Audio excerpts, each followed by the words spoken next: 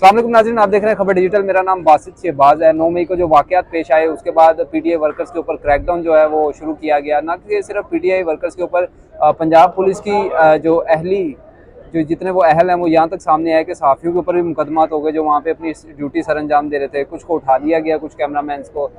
बहुत से सहाफ़ी हैं, जीएनएन के डिप्टी ब्यूरो चीफ है सरफराज साहब, उनका नाम बीच में आ गया। तो उसके बाद जो है आईजी पंजाब और जो वज़ीर इत्तलात हैं निगरान जो आमिर मीर साहब, उनकी तरफ से नोटिस दिया गया। ये तमाम सूरत हाल चलती रही, लेकिन यहाँ पे इंपॉर्टेंट ये है कि जो पीटीआई के वर्कर्स थे उनका केस कहाँ तक पहुँचा। शाकिर अवान साहब एक दफ़ा फिर हमारे साथ मौजूद हैं, सीनियर कोर्ट रिपोर्टर हैं और जो कोर्ट के अंदर कार्रवाई होती है उसके ऊपर काफ़ी गहरी नज़र रखते हैं। तो शाकिर भाई आपका फिर शुक्रिया एक दफ़ा हमारे वीलॉग में। शाकिर भाई, कंसर्न जो है पीटीआई वर्कर्स के और पीटीआई के ऊपर जो मुकदमे दर्ज हो रहे हैं और आर्मी एक्ट के तहत भी कुछ मुकदमे चल रहे हैं, कुछ को उठा दिया गया, खवातीन को उठा दिया गया, जिसमें बड़ी प्रोमिनेंट है सनम और तैयबा राजा, ये इन लोगों को भी उठा दिया। आपने इनका इंटरव्यू भी किया, सबसे पहले आप ही थे जिन्होंने इनका इंटरव्यू किया, वो प्रिजन वैन के अंदर से मेरे ख्याल से। तो ये क्या सूरत हाल रही और ये कहाँ तक मामला पहुँचा, अगर आप थोड़ा सा बता दें। देखिए बासित भाई, ये तो बात आपकी बिल्कुल दुरुस्त है कि 9 मई के वाक़यात की आड़ में जो है वो चादर और चार दीवारी का तकद्दुस पामाल किया जा रहा है। वो लोगों के घर में जो है वो जाकर जहाँ पर वो बदतमीज़ी करते हैं वहीं पर तोड़ फोड़ भी करते हैं। वो हम सबको पता तो है पंजाब पुलिस वो का क्या शायद जो है तरीक़ेकार होता कुछ इंस्ट्रक्शंस हैं कि जिसकी भी नाम या जिसका भी पूरा निकलता है तो उसके साथ इस तरह करना है। मैं नहीं समझता कि अगर सिर्फ गिरफ्तारी का मकसद है, असूल है, तो फिर आप तोड़ फोड़ क्यों करते हैं। ये बात समझ से बाला है, लेकिन ये गलत है। इस तरह नहीं होना चाहिए। हम उस वक़्त भी मजम्मत करते थे और उस वक़्त भी हम आवाज़ उठाते थे जब पाकिस्तान तहरीक इंसाफ की गवर्नमेंट थी और जब तहरीक लब्बैक के कारकुनान के ऊपर जो है वो इस तरह के जुल्म सितम होते थे, क्रैकडाउन होता था, हम उस वक़्त भी मजम्मत करते थे।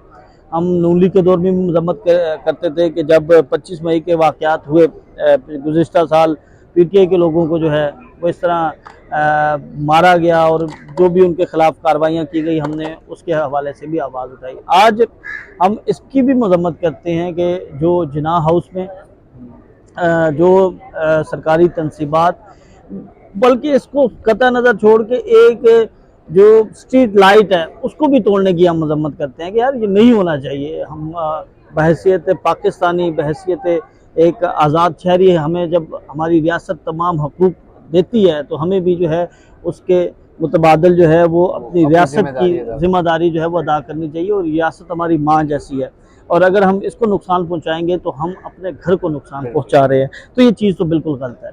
अब जो आपने बात की ख़वातीन के हवाले से, इस मरतबा बासित मैंने ये देखा है कि जो ख़वातीन को टारगेट किया गया वो बहुत ज़्यादा है। यानी ख़वातीन को गिरफ़्तार किया जा रहा है, ख़वातीन को गैर कानूनी तौर पर हिरासत में रखा जा रहा है, ख़वातीन को उनको उनका जो एक हम क्योंकि बतौर पाकिस्तानी, बतौर इस्लामी जमहूरिया पाकिस्तान और इस्लामी रवायात मुआशरे को देखते हुए हमारे यहाँ ख़ातून की बहुत ज़्यादा रिस्पेक्ट है और उसको जो है वो नहीं मलूज़ खातिर रखा जा रहा है। यानी उनको मर्दों की जेलों में या मर्दों के थानों में जो है वो चक्कर लगवाए जा रहे हैं, वहाँ पर उन्हें बंद किया जा रहा है। इस तरह की इत्तलात हैं।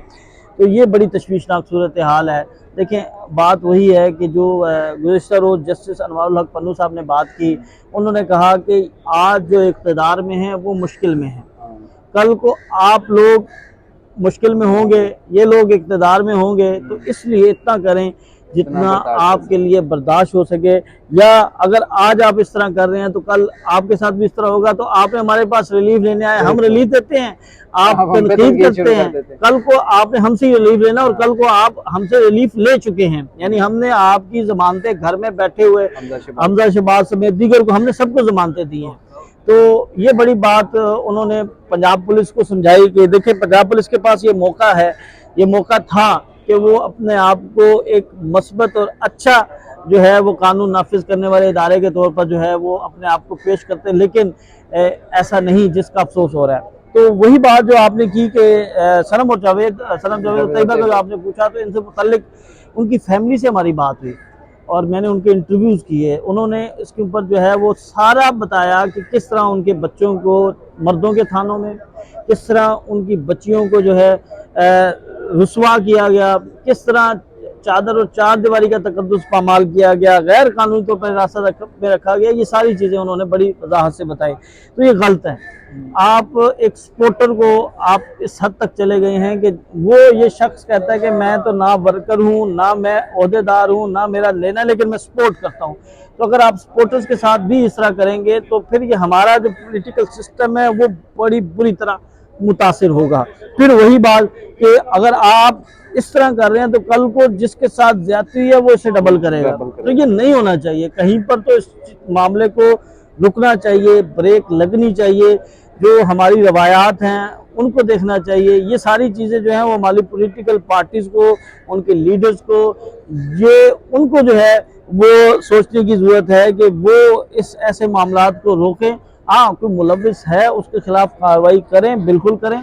ये हमारा जिसने को तोड़ फोड़ की है, जीरो टॉलरेंस होनी चाहिए। देखें, आप पुरअमन एहतजाज करें, आप अपना इख्तलाफ राय रखें, लेकिन इसका मतलब ये नहीं है कि आप सरकारी तनसीबात को, आप प्राइवेट बिल्डिंग्स को, आप लोगों के कारोबार को जो है वो नुकसान पहुँचाएं।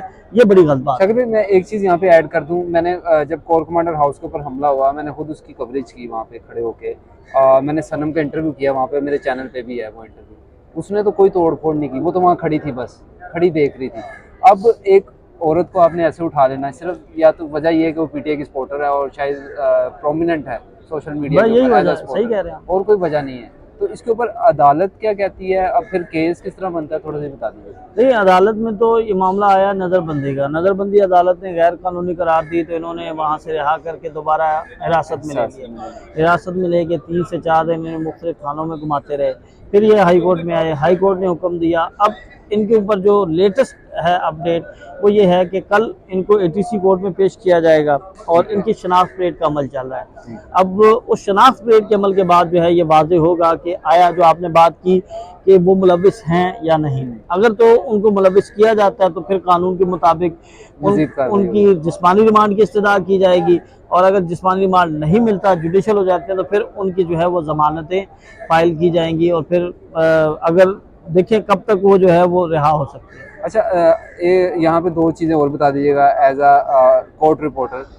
एक पार्टी का सपोर्टर होना और एक पाकिस्तानी शहरी होना, एक पाकिस्तानी को एक पार्टी को सपोर्ट करना है, तो इसको कैसे देखते हैं आप एज अ लॉ स्टूडेंट भी, क्योंकि जो आप बीट करते हैं आप उसमें डल जाते हैं। बासिर साहब, आपका जिस मर्जी पॉलिटिकल पार्टी से ताल्लुक है, आप पाकिस्तान के शहरी पहले हैं, उसके बाद किसी भी पॉलिटिकल पार्टी के साथ आपकी एफिलिएशन हो सकती है, और जमहूरी सिस्टम में तो है ही ये। लेकिन अगर आपको हक राय नहीं दिया जाता है तो आप मुझे पसंद करते हैं या आप मिस्टर जी को पसंद करते हैं, या आपकी ओपिनियन है। और अगर आपको किसी को पसंद करते हुए आप अपनी राय का इजहार कर रहे हैं और इसके ऊपर आपके लिए जो है वो मुश्किलें बढ़ा दी जाएं, ज़मीन तंग कर दी जाए, तो ये बड़ी गलत और गैर कानूनी हरकत है। इसकी जितनी भी मजम्मत की जाए वो कम है। ये सारी सूरत हाल है नाज़रीन, क्योंकि मुझे इन चीज़ों का इतना अपडेट नहीं था, क्योंकि शाकिर भाई आप जाते रहते हैं और इन चीज़ों को कवर करते हैं, रिपोर्ट करते हैं। आपका फिर से बहुत शुक्रिया, एक वीडियो में आपने फिर टाइम दिया। नाज़रीन, ये तमाम सूरत हाल थी जो पीटीआई वर्कर से रिलेटेड हो, जो केसेस जा रहे हैं इस वक्त हाई कोर्ट में, उससे रिलेटेड हो। कोशिश ये थी कि इस वीडियो के ज़रिए आप तक वो हक़ाइक़ पहुँचाए जाएँ, क्योंकि एक फील्ड रिपोर्टर से मैं हमेशा बेहतर बात करता हूँ। एक एनालिस्ट है बेहतर एक फील्ड रिपोर्टर, इनके फील्ड में मौजूद होता है, उसको पता होता है कि पाकिस्तान में लॉज कौन से हैं, किस तरह उनको ट्रीट किया जा रहा है, अंदर से इन्फॉर्मेशन क्या आ रही है। तो इसलिए गुजारिश की शाकिर भाई से कि आप आज हमें टाइम दें और वो जो सूरत हाल है, ग्राउंड रियलिटीज़ हैं, जो आप लोगों तक पहुँचे। उम्मीद है आज की वीडियो आपको पसंद आई होगी। आपसे मुलाकात होगी अगली वीडियो में, तब तक के लिए इजाज़त दीजिए। अल्लाह हाफ़िज़।